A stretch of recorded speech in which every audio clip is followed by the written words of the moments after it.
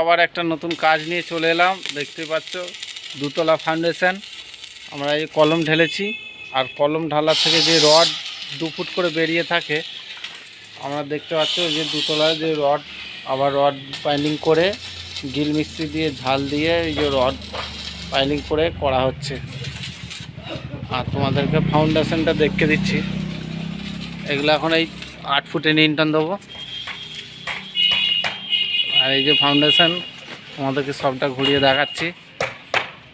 এখন ওই নিয়ন্ত্রণ থামাল অবধি হয়েছে, দুতলা ফাউন্ডেশন এটা হচ্ছে। তোমরা দেখে নিতে পারো কাজটা। কোথাও যদি ভুল থাকে আমাকে একটুখানি কমেন্টে জানাবে।